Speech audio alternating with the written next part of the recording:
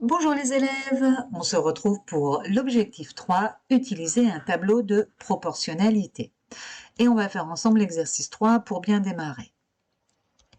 Avec nos amis, les gourmands. Je pense que je vais finir par les manger parce que j'en peux plus. Allez, on arrête de plaisanter et on se met au travail. Voilà l'énoncé de l'exercice 3. Le géant vert fait des pas de 5 mètres lorsqu'il marche. Complétez le tableau de proportionnalité suivant. Alors, dans ce tableau, on a déjà indiqué le coefficient de proportionnalité, qui est 5. En effet, le géant fait des pas de 5 mètres lorsqu'il marche. Quand il fait un pas, il avance de 5 mètres. On va compléter dans un premier temps la deuxième ligne du tableau. Si, en faisant un pas, il avance de 5 mètres, s'il fait 2 pas, il va avancer 2 fois plus. 2 fois 5 égale 10. S'il fait 5 pas, il va avancer 5 fois plus. 5 fois 5 égale 25. S'il fait 10 pas, il va avancer 10 fois plus. 10 fois 5 égale 50. On n'oublie pas la phrase réponse. Et on peut passer maintenant à la première ligne du tableau. Donc je vous rappelle, on passe de la première ligne du tableau, le nombre de pas, à la deuxième ligne du tableau, la distance parcourue, en multipliant par 5. On passera donc de la deuxième ligne du tableau à la première ligne du tableau en divisant par 5. On peut maintenant remplir la première ligne. Quel est le nombre de pas fait pour une distance parcourue égale à 35 mètres? 35 divisé par 5 égale 7. De même, avec 125 mètres parcourus, on fera 125 divisé par 5 égale 25.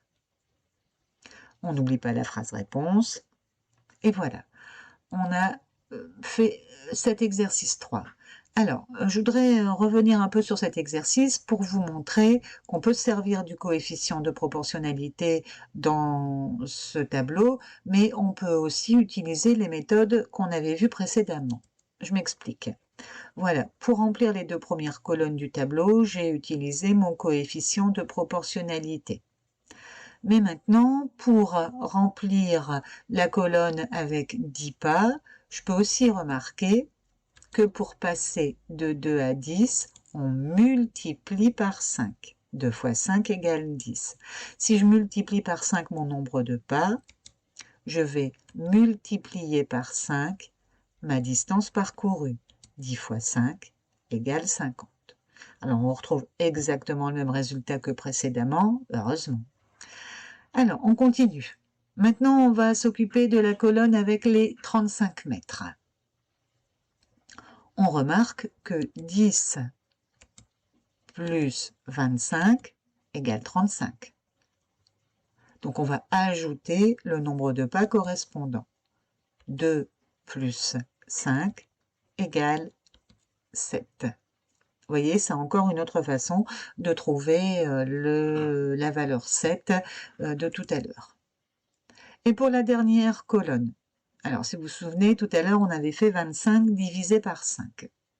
Qu'est-ce qu'on peut faire là? On peut remarquer que 10 fois 12,5 égale 125. Si je multiplie ma distance par 12,5, c'est que j'ai multiplié mon nombre de pas par 12,5. Et ça donne 25. Je vous l'avais déjà dit dans une précédente vidéo, ce qui est sympa avec la proportionnalité, c'est qu'on a vraiment plusieurs méthodes pour compléter un tableau ou pour résoudre un petit problème. Voilà les élèves. Moi, il me reste à vous dire bon courage pour la suite. Je vous rappelle que j'ai déjà mis un petit Geniali sur le site. C'est un Geniali qui vient d'une collègue prof de maths qui a également un site. Ce site s'appelle Je sais tes maths. Il me reste également à vous souhaiter de bonnes vacances. Profitez bien, reposez-vous bien, travaillez un peu, faites des gâteaux au chocolat par exemple, c'est toujours sympa. Ne vous disputez pas trop avec vos frères et sœurs, ça fera des vacances à vos parents. Allez, je vous dis au revoir les élèves, on se retrouve dans 15 jours pour de prochaines aventures.